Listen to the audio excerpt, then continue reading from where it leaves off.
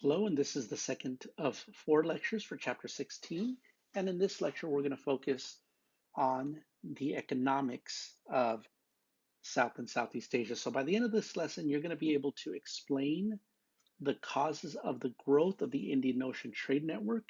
And you're going to, by writing about the role of the environment and the economic factors. So you're going to want to be able to give me the reasons for the growth of Indian Ocean Trade Network that I go over, and then be able to write about the role of the environment and other economic factors. And some of you have seen this picture already in class, right? And just to make a connection, what connection can you make between this image and the chapter reading? And so those of you that saw this already, you know that these are ships that are carrying goods, merchandise, and they are going through into the Strait of Malacca. So this is the city today of Singapore, which is just a little bit south of where Malacca is. And it is still one of the most important waterways for navigation.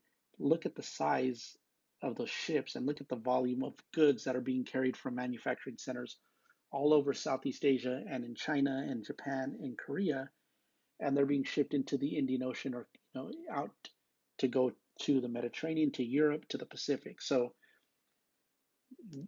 these waterways are still important today for the carrying of large, heavy, bulky goods. And that's what Indian Ocean travel is for. The Indian Ocean Trade Network is for the transporting of goods that were too bulky and heavy to carry overland. And we're going to address, in terms of the material you need for the AP exam, this lecture is going to address key concept 3.3 that talks about the increased economic productive capacity and its consequences in the period from 600 to 1450. There was a demand for luxury goods that increases throughout the entire region of Afro-Eurasia, which is Africa, Europe, Asia. There was Chinese, Persian, and Indian artisans and merchants that expand their production of textiles, of porcelain for export. There's a production of iron and steel that expands in China and elsewhere. And that's how this chapter connects. So by the end, I want you to be able to explain the ways in which the production of luxury goods expanded in South Asia. And we'll talk about some of those Indian luxury goods later on. So one of the most important economic activities that takes place in this region is going to be the increased agricultural output, and that's connected to the monsoon. So the monsoon are winds that carry rain part of the year and dry air the other part. When the monsoon goes from south to north, it carries all the moisture of the Indian Ocean and it dumps all that water onto India. And then the other monsoon, the second season of the monsoon, brings that dry wind, it brings it down from the mountain, so it dries things. So Indian farmers have had to adjust and make sure that they have proper water storage and reservoir systems to capture the rains when it rains a lot, and then they water the crops with the monsoon rains when it's rainy. But then during the dry season, using those reservoirs and those irrigation canals to continue to farm. So over time, improvements in the construction of these is going to help increase agriculture. And what you're going to see is a growth in population because every time societies are able to provide more food and improve diets, people live longer, they live healthier, and population grows. So in 600, the population of India was about 53 million, and by 1500, we're going to see the population reach 105 million. And so just to give you an idea, today, Mexico has less than 100 million people. So India had already the size of Mexico's population today over 500 years ago. And so that demographic growth, we call this a demographic growth, encouraged people to start living in larger cities and urban areas. So we're also going to see the rise of cities and all the, like before, you've seen in other chapters, the cities are going to be located along major trade routes and especially on the coast. So you're going to see port cities and trading centers like Calicut, Masulipatam. They're going to have populations of over 100,000. Delhi, which is the capital of the Sultanate of Delhi, is going to have 400,000 people. So that's going to be a very large city at this time. So you're also going to see urbanization. And all of this, what all of this does is this then increases the demand because there are more people and more people are going to need more goods, right? So more people are going to place demand on things like clothing and other goods, and that's going to generate wealth. And as people become wealthier, they're going to want more expensive products. It's going to make people put people to work making these products. So I want to make sure that you also understand that this is happening in the context of what we've already learned in chapters 14 and 15. We've already studied that in Persia and Arabia and in North Africa, there was a powerful growing empire, the Abbasid Empire, that had increased agriculture in their part of the world and was engaged in long distance trade. And at the same time, China was becoming stable once again. So when people from the Islamic world wanted goods from China, like silk and other luxury goods from China, and when people in China want goods from the Islamic world, well, they're going to engage in trade, and India is going to benefit because it's going to be in the middle of it. So it's going to be in the middle of the sea route. So any ships that are going to carry goods are going to go through Southeast Asia and India. And since it is also undergoing its own growth in population, this is going to be a perfect storm for a boom in the economy. We're going to see a massive increase in the volume of trade and production. And this is all going to transform the society. It's going to change the way people live, and it's going to lead to economic growth and prosperity for millions of people throughout Afro-Eurasia. So that's one of the reasons why there's a growth in trade because of the existence of larger empires. And then you're also going to just see later on, we're going to talk about some improved technologies. That'll be another reason. Now, within India, you're also going to see trade happening within India. And within India, a lot of temples are going to help organize the internal trade. Hindu temples are going to organize agricultural activities. They're going to coordinate working on irrigation systems. They're going to provide schooling for boys. They're going to offer training for some of the different crafts. So a lot of economic activity is going to center around a temple, and especially in southern India, in the part of India that remains predominantly Hindu. We're going to see temple authorities. They're going to be bankers and provide loans. So similar to what's happening in China and to what's happening in Dar al-Islam is going to also be happening around the temples in India. So one of the other factors in the improved trade is going to be technology, improved ship making. Chinese ships called junks that make their way in, and improved ships that were used by Persian and Arab sailors known as dhows are going to allow for a lot of volume of trade. So we're going to see a diffusion of technology. We're going to be building on old technology that had already existed, like the use of the lateen sail, which is the triangular sail you see towards the front of ships. We have the astrolabe and the sextant and other navigational technologies that had been passed on by Persian, Arab, Chinese, and Mediterranean navigators from centuries before. So you're going to see a continuing expansion of that. But these ships are going to improve their carrying capacity. So the dhows are going to be able to go to about 400 tons of cargo by 1500. And then when the Song dynasty begins to send out naval expeditions, going as far as East Africa, they're going to bring in some ships that are going to be able to carry 1,000 tons of cargo. And remember, a ton is 2,000 pounds of goods. And the reason why this matters is because the more that you can carry on a boat, right? That's like going to the store, right? The bigger your basket is, the more stuff you could put in one trip. You don't have to keep going back.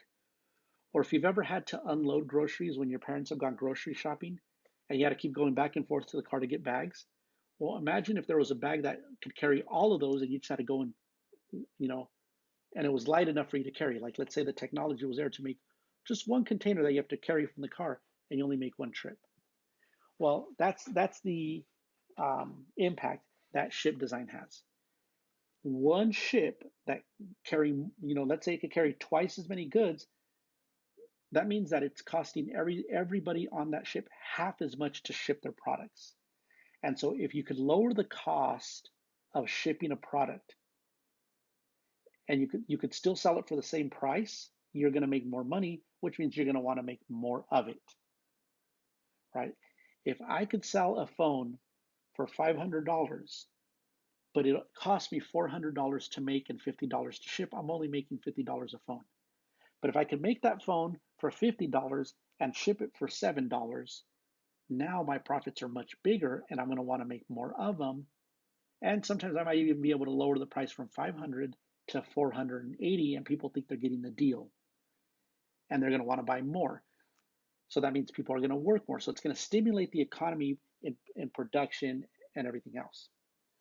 Now, the other important point to also know about trade in this region is that trade is heavily dependent in the Indian Ocean on the monsoon seasons. Those same winds that I talked about for agriculture play a huge role in trade. It is almost impossible, or at this time it was impossible, for a voyage, for a commerce voyage, to make its way from either East Africa or Arabia or Persia all the way to China and back in one journey. Trade had to be conducted in stages. Sailors had to sail from Arabia to India, and then they had to wait half a year in order to go back home. So a couple of things happened. One of them is they set up diasporic communities. A diasporic community is a community of people from a different part of the world that set up in your hometown. So a lot of Arab merchants, Muslim merchants that are coming from the Arabian Peninsula, are going to go and then they're going to have to live in India and they're going to stay there living for half a year. And some of them are going to marry Indian women and they're going to stay there forever, right? They might set up their business and their business partners may be going back and forth, but they're going to end up staying living there. And pretty soon more people will follow. And so you'll have cities where you'll have little communities with people from other parts of the world. And this is a phenomenon that takes place throughout the Indian Ocean basin. And we'll talk about that later when we talk about culture, because that's one of the ways culture spreads is through diasporic communities. The other development is they create these emporia. What you see in these pictures are these large, look like palaces. These are emporia. These were forts where people would build warehouses and they would use coastal cities as warehousing zones. And what that means is I would sail from, let's say I sailed from Mecca to Cambay. I would sail to the coast of India, and then while I waited for the monsoon, everything I brought with me, I would sell pretty easily, right? I would sell it, and now my ship is empty. Well, what I would do is I would start trading, and I would fill my ship. But now, since I have more time to wait out the winds, I'm going to engage in more trade, but I can't put it on my ship, so I'm going to rent a warehouse, and I'm going to fill it with goods. I'm going to fill it up with goods. And then when the monsoon winds pick up, I'm going to send my ship back, but I'm going to have other ships sending more goods back home. And I'm going to empty out my warehouse. And now I'm back in the Arabian Peninsula. And while I'm gone, that warehouse is being rented to someone else. Or I may have people conducting trade there, filling up the warehouse. So when I get there, now that warehouse is full of goods. I sell the goods I brought with me. I put those goods on a ship and I go further out. I go further south to India, or I go to Southeast Asia, or I go all the way to China. So these become known as emporia. So the east coast of Africa, parts of the southern coast of the Arabian Peninsula, some ports in Persia, and then all around the coast of India, we're going to see the development of these emporia. So the whole Indian Ocean world is going to become connected. And driving all this is the demand for these luxury goods. The economy developed because of specialized production. There are certain metals that are found in certain parts. So there are going to be parts of India that are going to specialize in the manufacturing of steel that was highly desired. It was a strong steel that was used for weaponry throughout the Islamic world and in China because of the quality of steel. You have other parts of India that specialize that because of the climate, they grow certain types of spices. whether it could be cinnamon, it could be turmeric. Um, and if you've ever gone to the grocery store, you spices are expensive. You may not realize that, but next time you go shopping with your parents, go down the spice aisle, and sometimes you'll see just a little jar, and it's like $7, $6 for just a tiny little jar. So now imagine then what a whole barrel full of that stuff it cost, right? So spices were luxury foods. And if you don't understand why a spice is a luxury food, next time your parents cook a meal like steak or chicken, tell them just to cook it and don't put anything on it. No salt, no pepper, nothing. And then you'll appreciate what spice does to one's life. Um, a quick side note, if you are ever in Chula Vista on the corner of E and Broadway, there's a great Himalayan restaurant. And if you ever want to try Indian food, it is so delicious. Okay, now don't get distracted, focus back. Cotton textiles were something else. India was known for cotton textiles. And because it can grow cotton, right, a lot of people from parts of the world that cannot grow cotton would want to get their cotton from India. And these were very luxurious textiles. You could see some pictured here. Rugs, other goods that were luxury goods demanded high prices. So people are going to make these goods that they could sell for a lot of money. And at the same time, there's luxury goods that they want from the Islamic world, from the Mediterranean, from East Africa, from Southeast Asia, from Japan, from China. So this becomes one big trade network. And to get back to the practice of short answers, here's another one, right?